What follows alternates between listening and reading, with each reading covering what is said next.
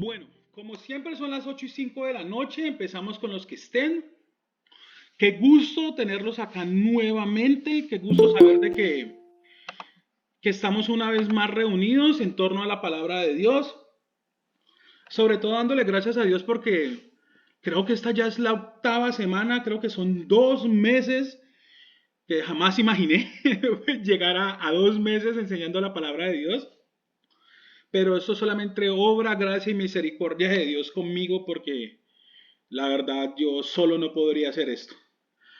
Entonces, como les había dicho, como les envié en el mensaje del día de ayer, hoy vamos a iniciar el capítulo 6 del Evangelio de Juan y son 40 versículos. La verdad, como le decía Juan José o le decía a Diana, me siento un poco nervioso porque creo que nunca había enseñado tantos versículos en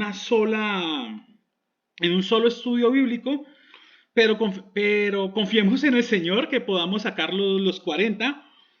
Mm, Porque la verdad no podría ser una división de todo el capítulo. De hecho, si algunos de ustedes vieron el capítulo 6, son 71 versículos. Es decir, que este capítulo 6 probablemente lo vayamos a estudiar en dos sesiones. La de hoy del 1 al 40 y la próxima del 41 hasta el 71. Y eso que es la misma conversación. Pero bueno, sin más, oremos y empezamos. Bueno, Señor Padre, yo te doy gracias una vez más porque nos permites estar aquí reunidos a través de la tecnología, Señor. Te doy una vez más gracias porque a pesar de mis errores, Señor, a pesar de mis pecados, Señor, a pesar de todo lo que hay en mí, Señor, tú me utilizas, Padre. Y esto no me da honra y gloria a mí, sino que te da honra y gloria a ti, Señor, porque así como utilizaste a la burra de Balaam, pues así también me utilizas a mí, Señor. No sé por qué, pero tu gracia y tu misericordia viene para cada uno de nosotros y viene para mí en esos momentos, Señor. Oro, Padre, para que tu Espíritu Santo nos guíe, nos utilice, nos ministre, hable a nuestros corazones, pero sobre todo que una vez más podamos abrir los ojos a tu Hijo Jesús. Que seas tú, Padre Santo, guiándonos a conocer a tu Hijo Jesús, Señor, para poder ser salvos, Señor, para poder disfrutar una eternidad contigo, Señor. No lo hagamos porque nos toca, Señor, que creamos porque las evidencias están ahí, no hay otra forma de discutir, no hay otra forma de creer, Señor, simplemente eres tú, Señor, el que nos derrite ante tu belleza, Señor, ante tu poder, ante tu majestad, Señor, ante la grandeza que tú tienes, Padre. Gracias, Señor. Reconocemos que este tiempo está en tus manos y todo lo oramos en el maravilloso nombre de tu Hijo Jesús. Amén, amén y amén. Bueno, entonces la semana pasada estábamos en Juan capítulo 5 y habíamos quedado en cómo Jesús le mencionaba o le llamaba la atención a los judíos con 4 testigos. Esos 4 testigos eran Juan el Bautista, Dios, las Escrituras y Moisés. Perdón, Moisés. Y mostraba Jesús cómo estos hombres tenían más fe en Moisés que en el mismo Dios. Y de hecho, hay una parte donde vamos a hablar nuevamente acerca de Moisés. Y podemos ver que la influencia que Moisés tenía sobre la cultura, sobre el pueblo judío, era demasiado grande. No solamente en Jerusalén, también en otras ciudades. Y entonces, pues, empecemos. Versículos del 1 al 4. Y dice, después de esto Jesús fue al otro lado del mar de Galilea, el de Tiberias. Y le seguía gran multitud porque veían las señales que hacían los enfermos. Entonces subió Jesús a un monte y se sentó allí con sus discípulos y estaba cerca la Pascua, la fiesta de los judíos. Diana, ¿me ayudas con el mapa, por favor? Ok, entonces en el capítulo 5 sabíamos que Jesús estaba en Jerusalén, es decir, en la parte inferior, donde vemos la flecha. Ahora nos dicen que Jesús se ha dirigido al mar de Galilea, al de Tiberias. Como pueden ver en la parte superior, se nos indica otra flecha, Tiberias. Aunque allí en ese mapa, la palabra o el nombre que se le da a la ciudad es Tiberíades. Sabemos que los idiomas han ido cambiando a través de los años, las traducciones, pero esta es la ciudad que hace referencia al texto bíblico. Entonces nos dice que Jesús llega a esta ciudad, a la ciudad de Tiberias. Y hay algo que nosotros debemos considerar en la ciudad de Tiberias, y es que esta ciudad había sido construida en un antiguo cementerio. Y pues sabemos que nosotros tenemos como esa costumbre de hablar acerca de, esto es un cementerio indio y este tipo de cosas. Imaginémonos cómo el pueblo judío se iba a sentir, o los más importantes o los estudiosos del pueblo judío, se iban a sentir en una ciudad que habría sido construida sobre un antiguo cementerio. Recordemos que esas personas ni siquiera le recibían agua a los samaritanos porque los consideraban impuros. Imagínense la percepción que los judíos tenían acerca de esta ciudad y de las personas que vivían allí. Es más, las personas que vivían allí en su gran mayoría eran extranjeros o eran galileos, no eran de la parte pues como importante, como el Sanedrín, del pueblo judío. Y hay algo que yo quiero que veamos, que veamos allí antes de continuar, y es algo, no es muy relevante, pero sí es algo curioso. En el versículo 3 dice que Jesús subió a un monte y se sentó allí con sus discípulos. Resulta que en la época antigua el maestro se sentaba y los discípulos se quedaban de pie. Hoy es todo lo contrario.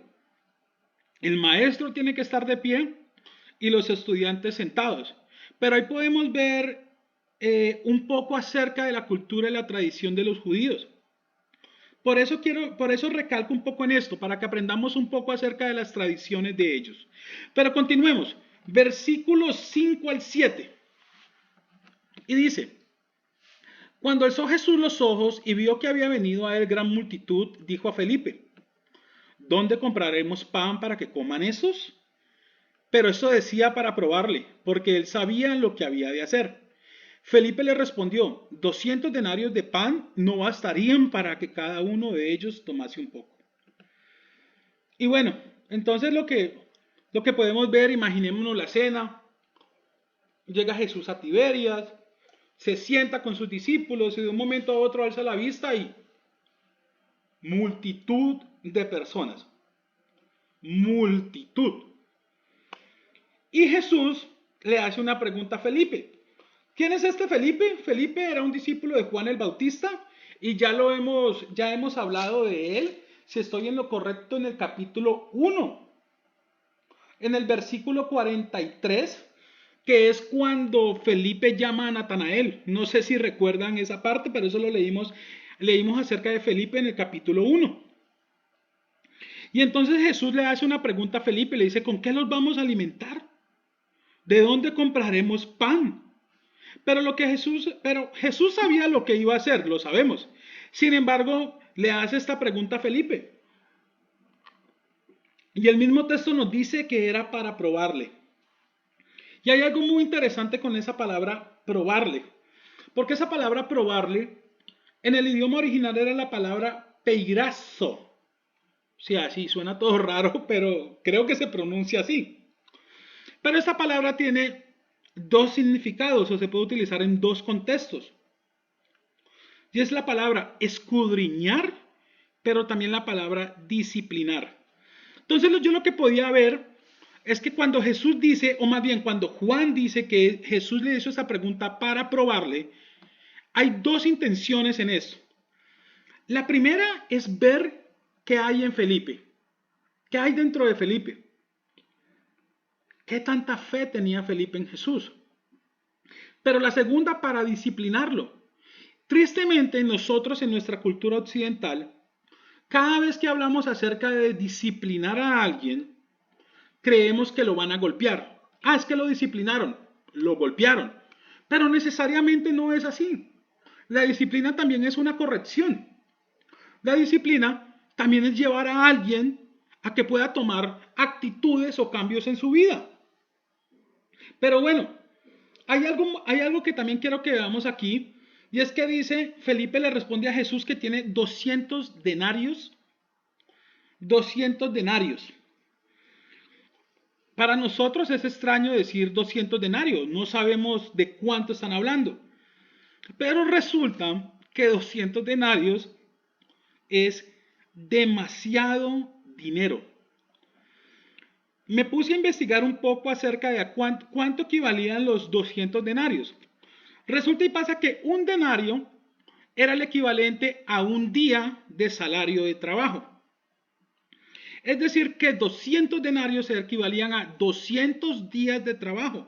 Es prácticamente más de la mitad de un año de trabajo. Cuando hacemos como el cambio de los denarios a nuestra moneda actual, podemos decir que Felipe lo que estaba diciendo es que tenía aproximadamente 6.400.000 pesos. Mm, Al cambio en quetzales para nuestro amigo Juanjo serían aproximadamente unos 12.800 quetzales. O sea que había demasiado dinero. Y sin embargo, ¿qué dice Felipe? Que eso no bastaría para darle pan. O sea, ya podemos imaginarnos la cantidad de personas que habían allí. El texto nos dice que era la alimentación de los 5.000, pero el mismo texto nos va a decir mmm, que eran más de 5.000. ¿Por qué? Y aquí quiero hacer una aclaración y me voy a salir un poquito del tema. Resulta y pasa para los que tienen sus Biblias, los títulos que tienen las Biblias, al igual que el número del capítulo y el número de los versos, no los escribió el que escribió el libro. Los títulos, los capítulos y los versículos los escribieron unas personas que se hacen llamar los masoretas. Estas personas crearon estas divisiones dentro de la Biblia para que nosotros pudiéramos encontrarlos fácilmente. Imaginémonos, no sé, estando en el libro de Salmos, que son 120, 125 salmos aproximadamente, y que alguien te dijera, ve a la parte donde dice, deleítate en Jehová y Él concederá las peticiones de tu corazón. ¿Cómo llegarías a encontrar esa parte en más de 120 salmos? Es prácticamente imposible. Entonces, aunque el título nos dice que el título nos dice alimentación de los 5.000, en realidad vamos a ver que son muchísimas más personas. Pero, ¿saben? Yo veía algo aquí acerca de la conversación de Jesús con Felipe y acerca de esa palabra disciplinar, y es una aplicación que quiero que tengamos para nuestras vidas. Y es que cuando caminamos con Jesús, cada situación de nuestra vida es para enseñarnos algo. Cuando estamos caminando con Jesús, hay una frase que deberíamos aplicar a nuestra vida. Y no es ¿por qué me sucede esto? Sino ¿para qué me sucede esto? Pero continuemos. Versículos 8 al 13. Y dice, uno de sus discípulos, Andrés, hermano de Simón Pedro, le dijo, aquí está un muchacho que tiene 5 panes de cebada y 2 pececillos, mas, ¿qué es esto para tantos? Entonces Jesús dijo, haced recostar la gente. Y había mucha hierba en aquel lugar y se recostaron como en número de 5.000 varones. Y tomó Jesús aquellos panes y habiendo dado gracias los repartió entre los discípulos. Y los discípulos entre los que estaban recostados, asimismo de los peces, cuanto querían. Y cuando se hubieron saciado, dijo a sus discípulos, recoged los pedazos que sobraron para que no se pierda nada. Recogieron pues y llenaron 12 cestas de pedazos que de los 5 panes de cebada sobraron a los que habían comido. Quiero que veamos un par de cosas aquí. 5 panes y 2 pececillos. Y leamos el final del versículo 10. Nos dice el número de 5.000 varones. ¿Pero ustedes verdaderamente creen que en esta multitud solamente había varones? Como les decía, el mismo texto nos dice que no necesariamente eran 5.000. Eran 5.000 varones. Pero ¿cuántas mujeres habrían? ¿Cuántos niños habrían? Nomás pensemos en algo. Resulta y pasa que nosotros estamos en la zona de Israel y estamos escuchando de un hombre que sana a los enfermos, que hace milagros. ¿Ustedes creen que solamente los hombres irían a verlo? ¿Ustedes creen que las mujeres y los niños de esta zona no habrían escuchado acerca del hombre que hacía milagros? ¿Ustedes creen que no habían escuchado acerca del hombre que curaba a los enfermos? Yo creo que no solamente hombres fueron, también había mujeres y también había niños. Así que el mismo texto nos dice, eran 5,000 varones, pero eran muchas más personas. Y bueno, continuemos. Entonces dice, listo, hacen repartir a las personas, Jesús da gracias y empieza la repartición de la comida. Pero hay algo muy interesante y es que sobra comida. Y Jesús dice algo que a mí me impactó mucho. Y dice, recoged para que no se pierda nada. Al final del versículo 12. Recoged los pedazos que sobraron para que no se pierda nada. Y saben, yo pensaba en algo. Y es cuántas veces, y es algo que me confronta a mí, me evalúa a mí, es cuántas veces no hemos dejado desperdiciar comida porque no nos gusta. En las manos de Jesús, Jesús no permite que se pierda nada. En cambio nosotros, esto no me gusta, lo hace a un lado. Esto no me gusta, lo voto. Y no estoy diciendo que absolutamente todo lo tengamos que comer, las cáscaras y cosas, no. Hay cosas que se pueden aprovechar, hay partes de los alimentos que se pueden aprovechar en otras partes. Pero ¿qué tan complicado llegamos a hacer nosotros con la comida? Jesús, Hijo de Dios, ¿cuál es el mensaje que le dice a sus discípulos? Recójanlo para que no se pierda nada. Interesante, ¿no? El Hijo de Dios, el que puede sacar comida, toda la que quiera, dice que no se pierda nada. Pero hay otra frase que me encanta de allí, y es la respuesta de Andrés en el versículo 9. ¿Qué es esto para tantos? Y saben, yo alguna vez hablaba con alguien muy especial para mi vida. Y esa es la hora que yo todavía veo algo muy especial en esa persona, en la obra de Dios. Y no solamente yo, muchas personas también se lo han dicho. Pero esta persona solamente respondía so weak, que traduce muy débil. Yo soy muy débil. Es mentira lo que la gente dice acerca de mí. Yo no sirvo. Es mentiras. Yo no puedo. Y esta persona se veía pequeña, muy pequeña para la obra de Dios. Pero miremos lo que Jesús hizo con 5 panes y 2 pececillos. Y aquí hay una aplicación para nuestra vida. ¿Y cuál es? Esa aplicación es, muchachos, familia. No importa lo que tengamos, si se lo ofrecemos a Jesús, Él hará demasiado con esto. Nunca debemos pensar en que es que somos muy débiles, o en que estamos muy viejos, o no es que yo estoy muy joven, soy muy niño. No es que yo no fui a la universidad. No es que yo no fui al colegio. Jesús no va a desperdiciar nada. Por pequeño que sea, Jesús no va a desperdiciar nada. Versículos 14 y 15. Aquellos hombres entonces viendo la señal que Jesús había hecho dijeron, este es verdad, este verdaderamente es el profeta que había de venir al mundo. Pero entendiendo Jesús que iban a venir para apoderarse de él y hacerle rey, volvió a retirarse al monte él solo. Vaya, interesante, ¿no?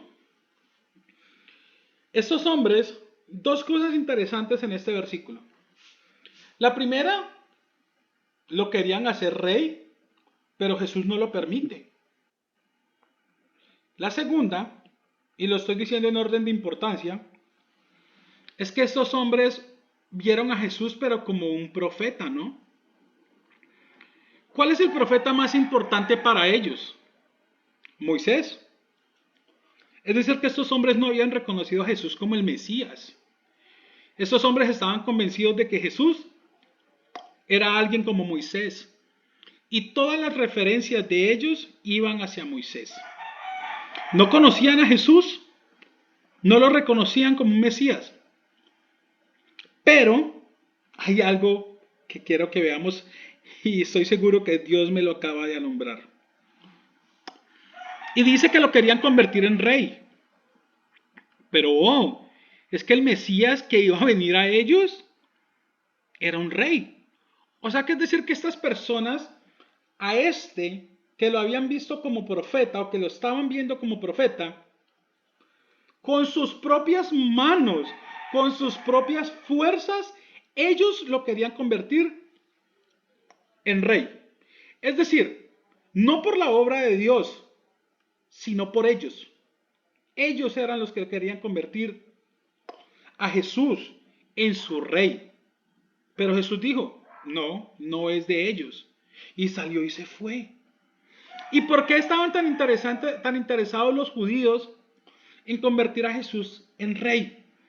Y es que recordemos un par de cosas. Primera, que ellos en su pensamiento, los judíos están esperando un Mesías, pero un Mesías poderoso, un Mesías con espada, un Mesías que los haga a ellos importantes, que los haga líderes. Es decir, en la actualidad, un Mesías que los haga recuperar todo el terreno de la tierra prometida de ellos. En la época de Jesús, ellos estaban esperando un Mesías igual, con poder. ¿Para qué? Para que les hiciera recuperar la tierra de ellos, la tierra prometida. Pero la tierra prometida estaba en manos de ¿quién? Del imperio romano. Y Jesús no había venido a hacer eso. Recordemos que los judíos han eliminado el capítulo 53 del libro de Isaías para negar que Jesús era el Mesías prometido. Porque en Isaías 53 leemos acerca del Mesías sufriente. Pero los judíos no querían a un Mesías sufriente. Los mesías querían y quieren a un Mesías poderoso. Pero en la primera venida de Jesús, Él no se presentó así. En la primera venida de Jesús se presentó como un cordero. Pero cuando Jesús regrese, se presentará como un rey, como un león, como el león de la tribu de Judá. Pero continuemos, versículos 16 al 21. Y dice, al anochecer descendieron sus discípulos al mar, y entrando en una barca iban cruzando el mar hacia Capernaum. Estaba ya oscuro y Jesús no había venido a ellos. Y se levantaba el mar con un gran viento que soplaba. Cuando habían remado como 25 o 30 estadios, vieron a Jesús que andaba sobre el mar y se acercaba a la barca, y tuvieron miedo. Mas él les dijo, yo soy, no temáis. Ellos entonces con gusto le recibieron en la barca, la cual llegó enseguida a la tierra donde iban. Diana, ¿me colaboras con el mapa, por favor? Bueno, aquí tenemos un acercamiento a lo que es el mapa hebreo, el mapa de los judíos, perdón, y podemos ver cómo, podemos ver dónde estaba la ciudad de Tiberias y hacia dónde se dirigió Jesús, que es Capernaum, en la parte de arriba. Entonces nos dice que al anochecer, pues los discípulos, yo no sé si Jesús los haya enviado o simplemente ellos tomaron la decisión de dirigirse a Capernaum o Jesús ya les había dicho que allí se tenían que ir. El texto no nos dice, pero sí nos dice que los discípulos emprendieron camino hacia allá. Y que cuando iban en camino hacia allá, se levantó un gran viento y ellos tenían miedo. Y que cuando iban aproximadamente en unos 25 o 30 estadios, Estadios era una medida. Y resulta y pasa que un estadio equivale a 180 metros. Es decir, que estas personas que habían remado unos 25 o 30 estadios, estamos hablando aproximadamente entre 4.5 y 5.5 kilómetros. Habían remado estas personas, los discípulos, perdón, cuando se encontraron con Jesús en el camino. Pero bueno, continuemos. Versículos 22 al 24. Al día siguiente, la gente que estaba al otro lado del mar vio que no había habido allí más que una sola barca y que Jesús no había entrado en ella con sus discípulos, sino que estos se habían ido solos. Pero otras barcas habían arribado de Tiberias junto al lugar donde habían comido el pan después de haber dado gracias al Señor. Cuando vio pues la gente que Jesús no estaba allí, ni sus discípulos, entraron en las barcas y fueron a Capernaum y buscando a Jesús. Entonces, ¿qué sucede? Está el día en que Jesús alimenta a estas personas, hace el milagro, la multiplicación de los panes y los peces. Estas personas comen hasta quedarse saciadas.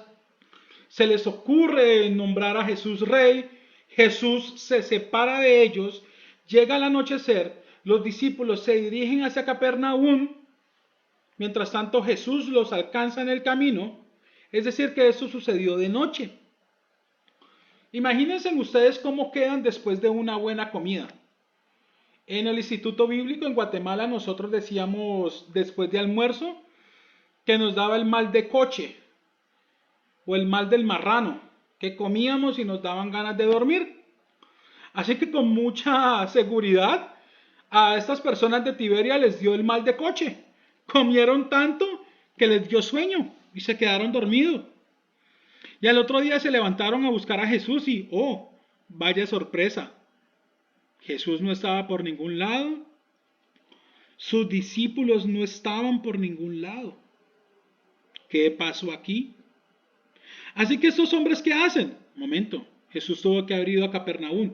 ¿Cómo lo supieron? No sé. Pero de pronto algo me da una idea, y es el versículo 23, que dice, otras barcas habían arribado de Tiberias. Quizá las personas les habían avisado, nosotros vimos una barca que fue hacia Capernaum. No puedo asegurar que fue así. La Biblia no lo dice, pero esta pudo haber sido una opción. Pero continuemos. Versículos 25 al 27. Y hallándole al otro lado del mar le dijeron, Rabí, ¿cuándo llegaste acá? Respondió Jesús y les dijo, de cierto os digo que me buscáis, no porque habéis visto las señales, sino porque comisteis el pan y os saciasteis. Trabajad no por la comida que perece, sino por la comida que a vida eterna permanece, la cual el Hijo del Hombre os dará, porque a éste señaló Dios el Padre.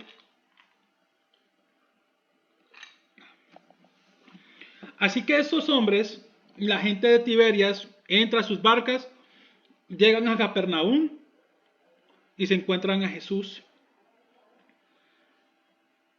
Rabí, ¿cuándo llegaste acá?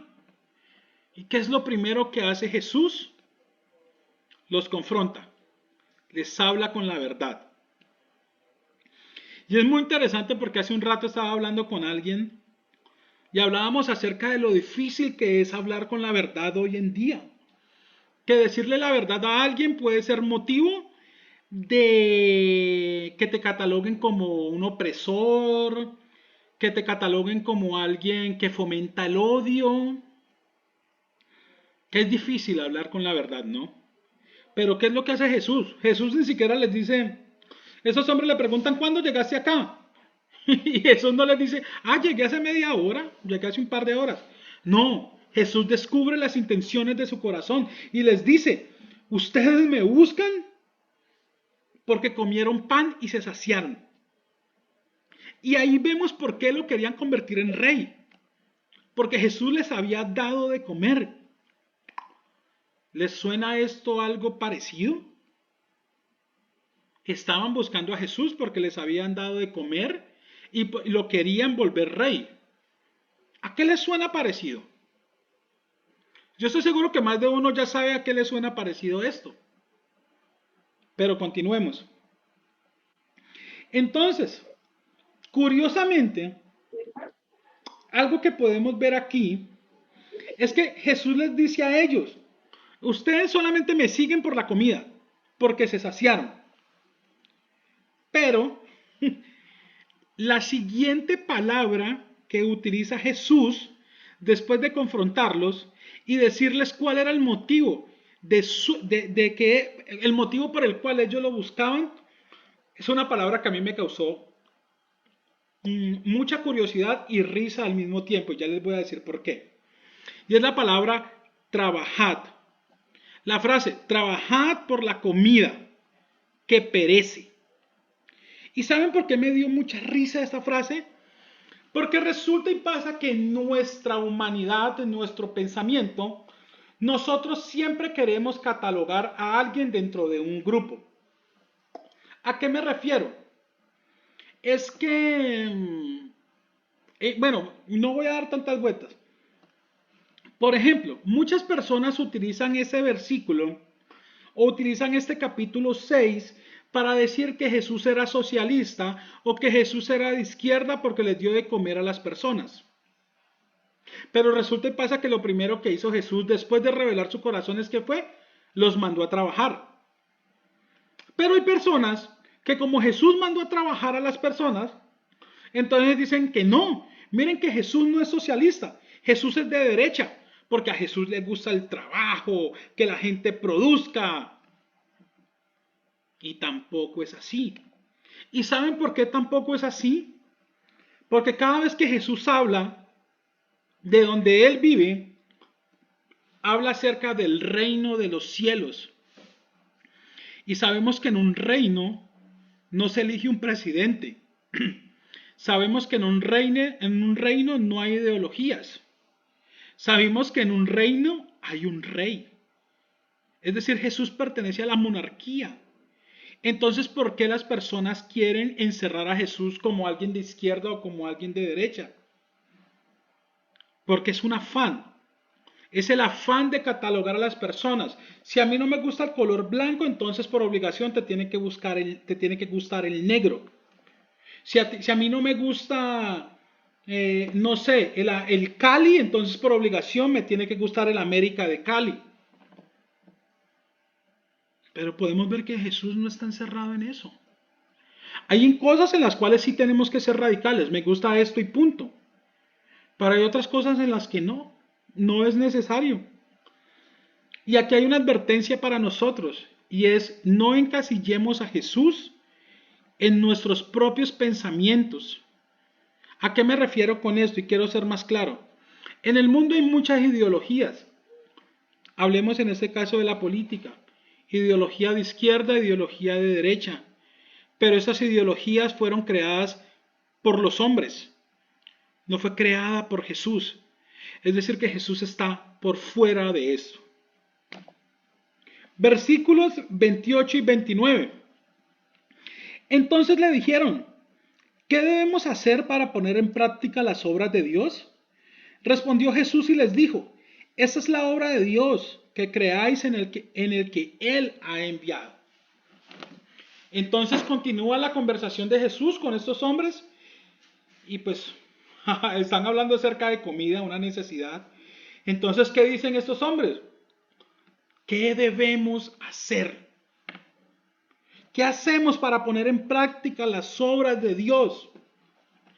Y estos hombres creen que hay que hacer muchas cosas. Veamos algo.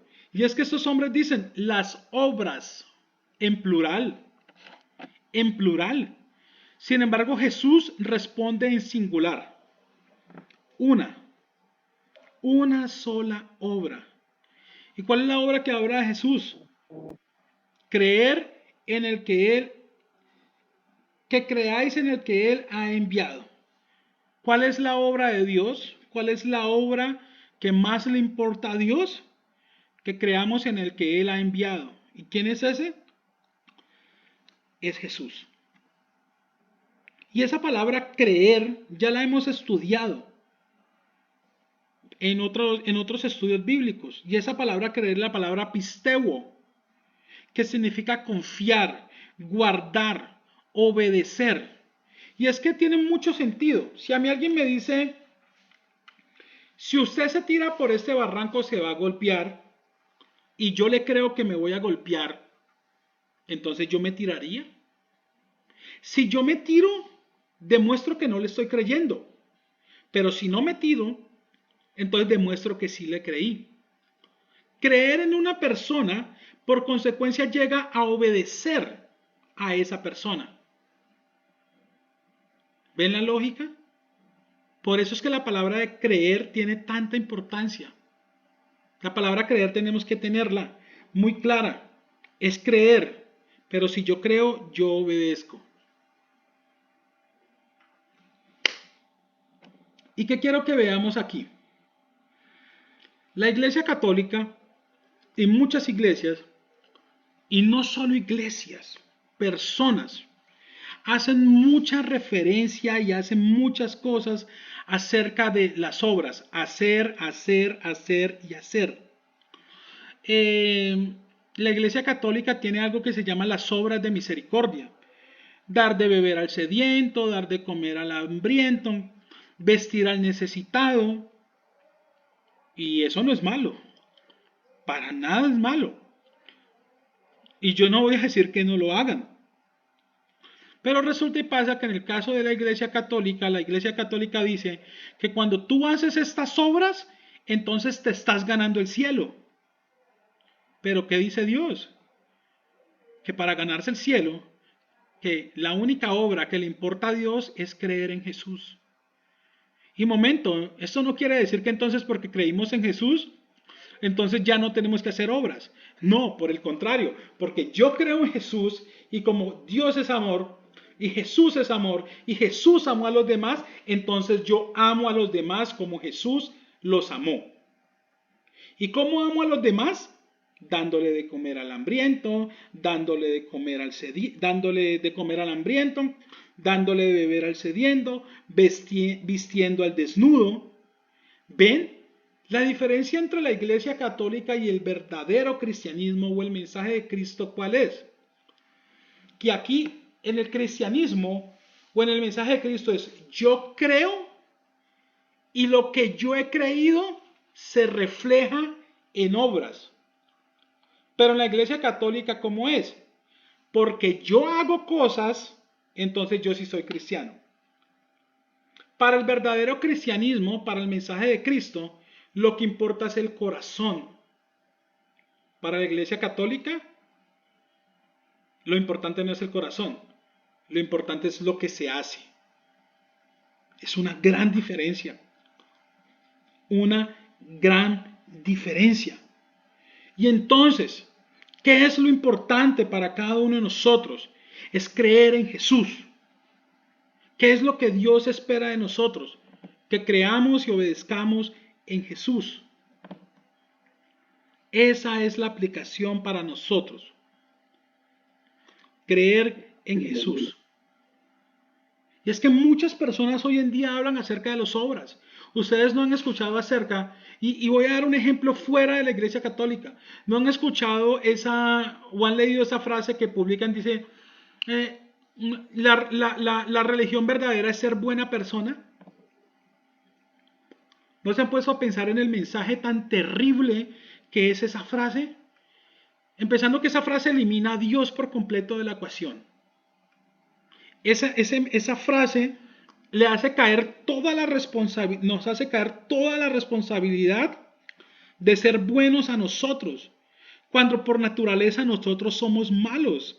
¿Recuerdan esa vez que yo les hice la pregunta de que si ustedes tuvieran la oportunidad de hacer lo que quisieran, cuando quisieran y sin tener ninguna consecuencia mala, ¿qué es lo primero que harían? Les apuesto que la respuesta no sería ayudar a los demás. La respuesta a esa pregunta sería algo que me dé placer. Porque eso es lo que busca el corazón. Placer. ¿Qué tipo de placer? Cada uno sabe cuál es su deleite. Cada uno lo sabe. Así que estamos viviendo en un mundo complicado, donde todas las obras son importantes, pero la única obra que le importa a Dios, que es creer en Jesús, es la que menos se promueve. Cuidado muchachos, cuidado familia, es para todos, incluso es para mí. Versículos 30 al 34.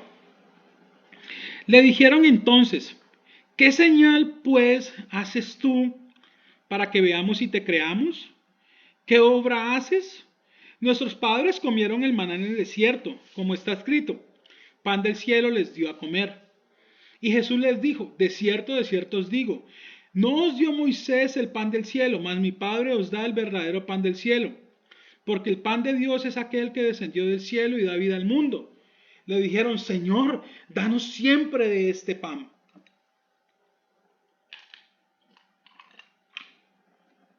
¿Saben? Yo quiero que leamos un momentico el versículo 30, que lo volvamos a leer. Dice, le dijeron entonces, ¿quiénes le dijeron? Los de Tiberias. ¿A quién le dijeron? A Jesús. Y estos le dicen a Jesús, ¿qué señal pues haces tú para que veamos y te creamos? ¿Qué obra haces? Por Dios, el día anterior había alimentado a más de 5,000 personas. Y esas personas le preguntan que cuál es la señal que hace. ¿Es en serio? Hace menos de 24 horas Jesús los había alimentado hasta saciarse. Y estos descarados, porque es que no hay otra palabra para decirles, le dicen a Jesús, ¿qué señal haces? ¿Cuál es la obra que haces para que te creamos? O sea, ¿en serio? Dios mío, ¿en qué piensan estas personas? Pero ¿saben? Nosotros no somos mejores que ellos. ¿Sabían que la manifestación más clara que nosotros tenemos acerca de la existencia de Dios y la obra de Dios la vemos cada vez que abrimos los ojos o cada vez que nos paramos frente al espejo? Resulta y pasa que hay una teoría que dos teorías, y me voy a desviar un poco, que se llama la teoría del ajuste fino y la teoría del diseñador. La teoría del ajuste fino habla acerca de que el universo está creado o está organizado de una manera tan perfecta que si algo se altera, todo el universo estallaría. Yo no sé si ustedes alguna vez han visto o han leído, perdón, que la Tierra está en un lugar perfecto de la distancia del Sol. Que si la Tierra se corriera 1 milímetro hacia el Sol, se quemaría. Y si se corriera 1 milímetro hacia el lado contrario, nos congelaríamos. Eso es el ajuste fino. Ahora el ajuste del diseñador, perdón, la teoría del diseñador, habla acerca de que el universo está compuesto a través de una matemática tan perfecta que esto demuestra que alguien con lógica, con conocimiento, lo tuvo que haber creado. Y saben, esta teoría la, la presentaron unos matemáticos, gente muy importante, y dicen que sí, que hubo alguien, que hubo un diseñador que diseñó toda la vida. Pero ¿saben qué es lo peor de todo? Que no reconocen que es Dios. Ellos prefieren decir que son los extraterrestres, pero no que son Dios. Y ahí es donde vemos la necedad del hombre, ese afán por negar a Dios. Ellos mismos han reconocido que alguien tuvo que estar detrás de la obra de la creación del universo. Sin embargo, no aceptan que es Dios. Y estamos viendo esos hombres Jesús acababa de alimentar a 5,000, a más de 5,000, y le preguntan qué obra haces. Increíble, ¿no? Increíble. Pero algo que también podemos ver aquí es a Moisés, que como se los dije en un principio, ¿qué fueron lo que ellos hicieron? Cuando en el versículo 31, cuando ellos hablan acerca del maná en el desierto, están hablando claramente de Moisés, por eso Jesús les responde. Moisés no les dio el pan del cielo. Dios, el Padre, es el que les da el pan del cielo. Y saben, miren la respuesta de estos hombres. Danos siempre de este pan. ¿Por qué? Porque ellos estaban pensando solo en esta vida, en el hambre que iban a tener en esta vida. Y es que una cosa, si ustedes tienen la oportunidad de cubrir una necesidad básica de por vida, ¿ustedes no buscarían la forma de cubrirla? Es decir, alguien se presenta y les dice, miren, yo tengo algo con lo cual ustedes no lo van a necesitar de volver a comer nunca más. ¿Ustedes no lo pedirían desesperadamente? ¿Cuánta plata se gastan en comida diario? ¿Cuánta plata se gastan de comida al mes? ¿Cuánto al año? Ustedes hacen sus cuentas, ustedes saben cómo comen. Ustedes solamente saben. ¿Ustedes no harían lo mismo? ¿No pedirían esto? ¿No dirían lo mismo que ellos al final? Señor, danos siempre este pan. Siempre, dánoslo, dánoslo. Continuemos y con estos últimos versículos terminamos. Versículos 35 al 40. Jesús les dijo, yo soy el pan de vida. El que a mí viene nunca tendrá hambre y el que en mí cree no tendrá sed jamás. Mas os he dicho que aunque me habéis visto, no creéis. Todo lo que el Padre me da vendrá a mí, y al que a mí viene no le echo fuera. Porque he descendido del cielo no para hacer mi voluntad, sino la voluntad del que me envió. Y esa es la voluntad del Padre, el que me envió, que de todo lo que me diere no pierda yo nada, sino que lo resucite en el día postrero.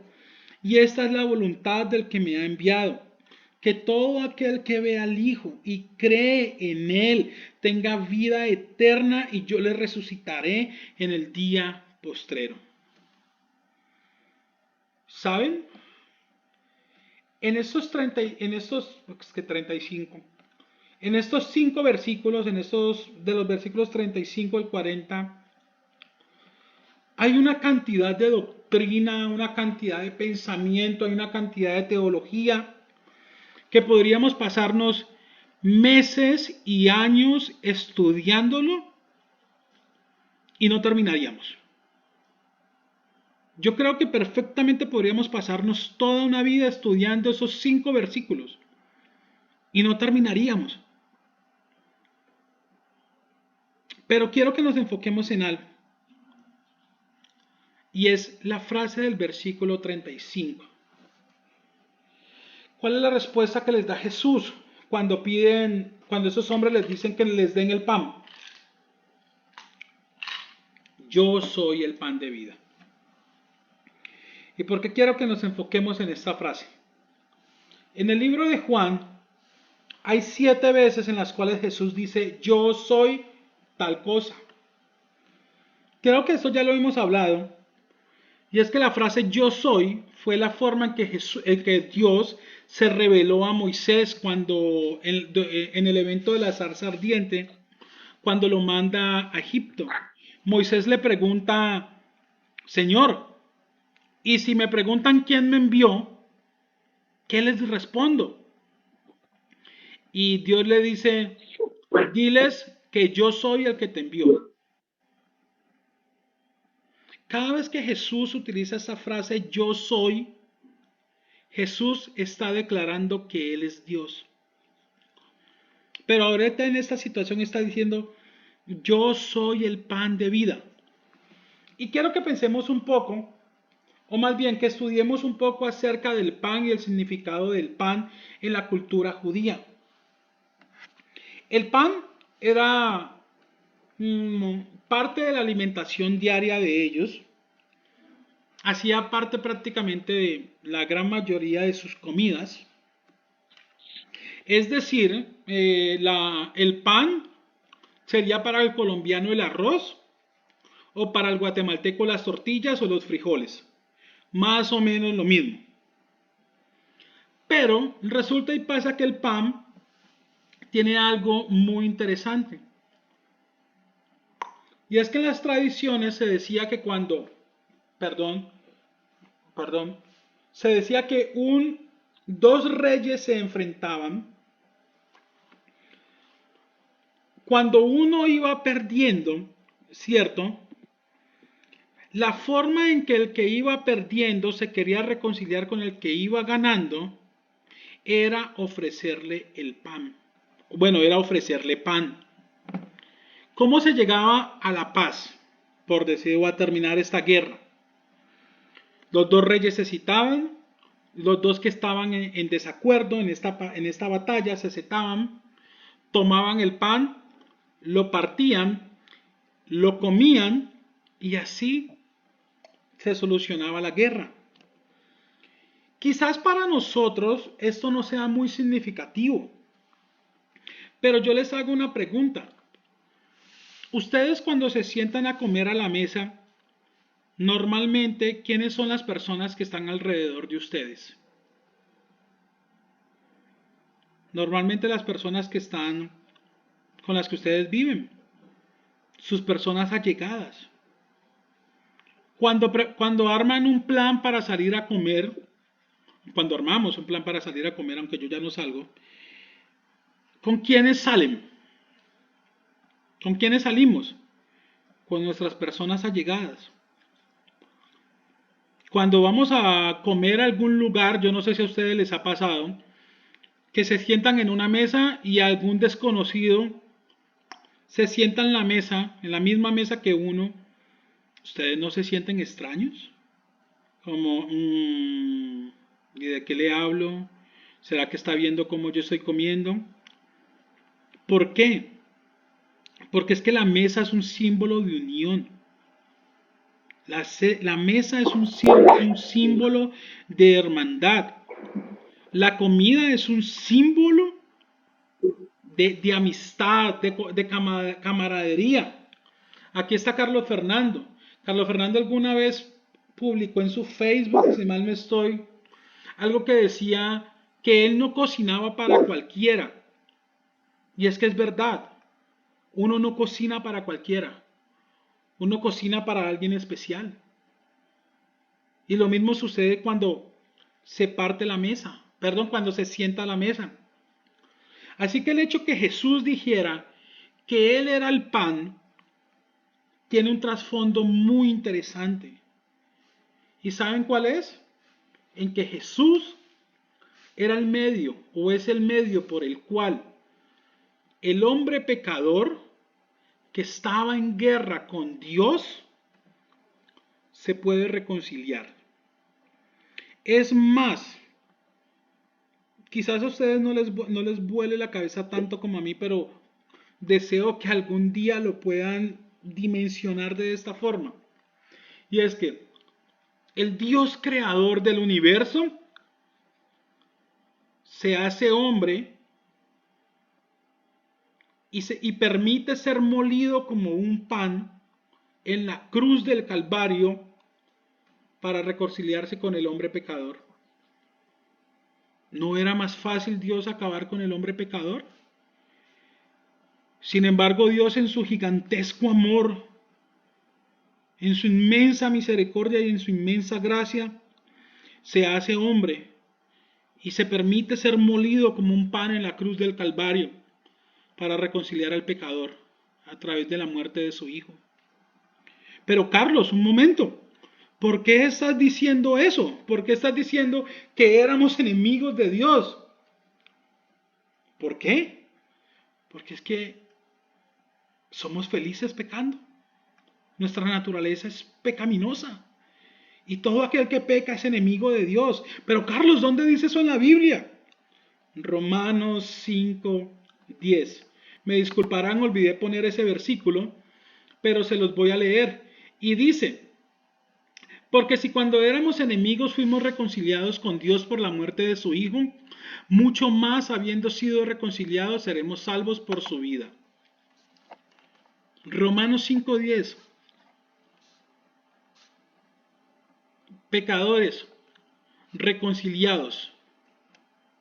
Pecadores reconciliados.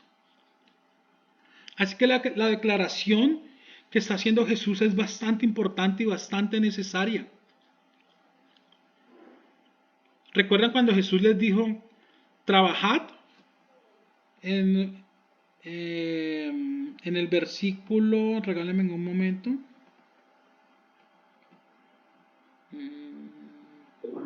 En el versículo 27, que dice, trabajad no por la comida que perece, sino por la comida que a vida eterna permanece, la cual el Hijo del Hombre os dará, porque a este señaló Dios el Padre.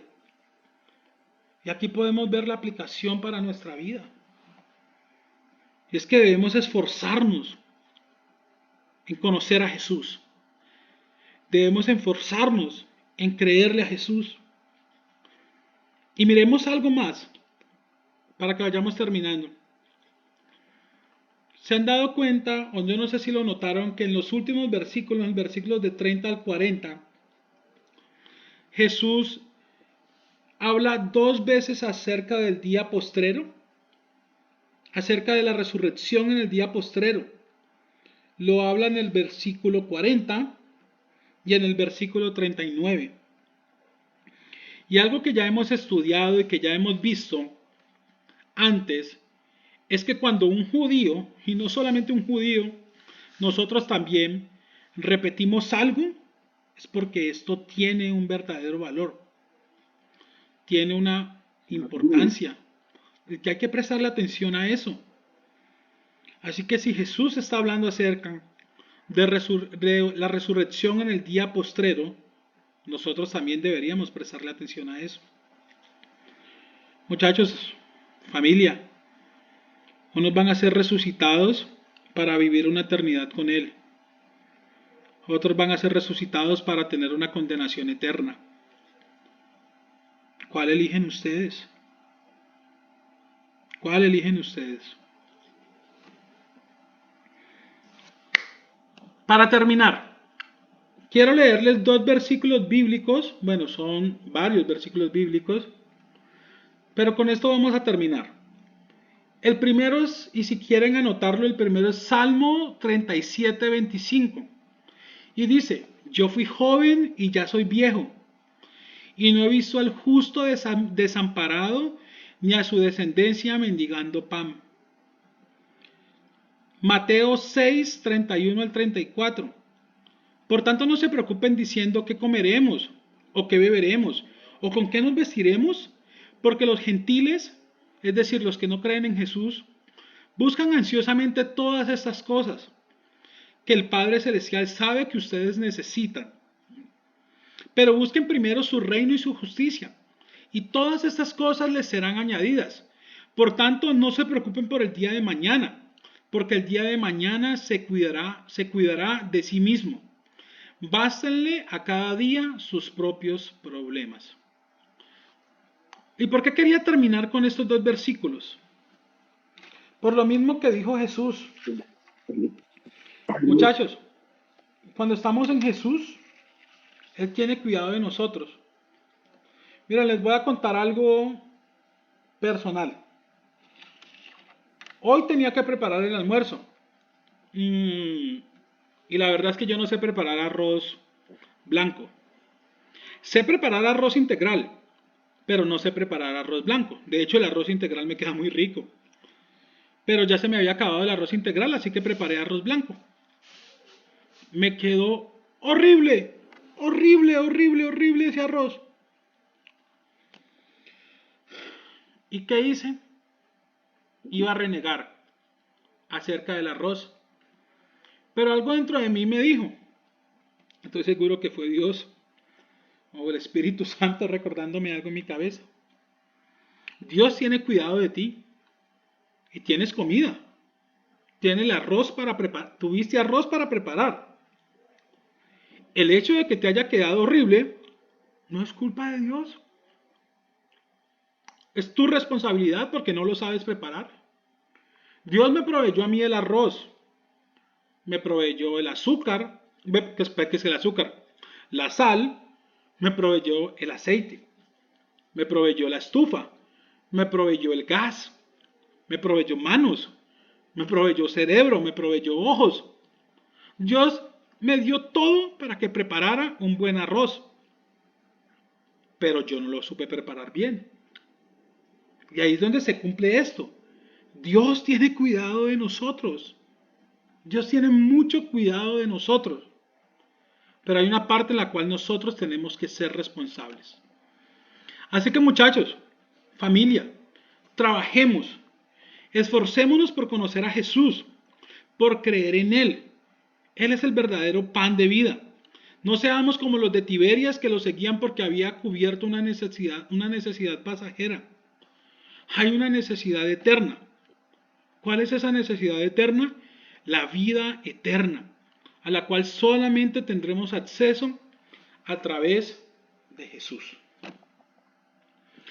Bueno, Señor, yo te doy una vez más gracias por este tiempo, gracias porque nos permites reunirnos, gracias porque una vez más nos dejas leer tu palabra, nos dejas conocerte un poco más, nos dejas conocer tu consejo, Señor, nos dejas conocerte, Padre, de ver cómo tú tienes cuidado de nosotros, hasta los más mínimos detalles, Señor. Padre, en tus manos ponemos esta noche, te pido que nos ayudes a descansar, Señor, que tu Santo Espíritu utilice estas palabras para alentarnos, Señor, para que podamos tomar una decisión cada día por ti, Señor. Oro también por las personas que se están reunidas aquí, Señor, para escuchando tu palabra, Padre, de que seas tú tocando sus corazones, que seas tú motivándolas a tomar una decisión por ti, Señor. Padre, en tus manos sabemos que está esta semana, sabemos que todo lo que suceda tú estás en control, Señor. Gracias, Padre, por este tiempo y todo lo oramos en el maravilloso nombre de tu Hijo Jesús. Amén, amén y amén.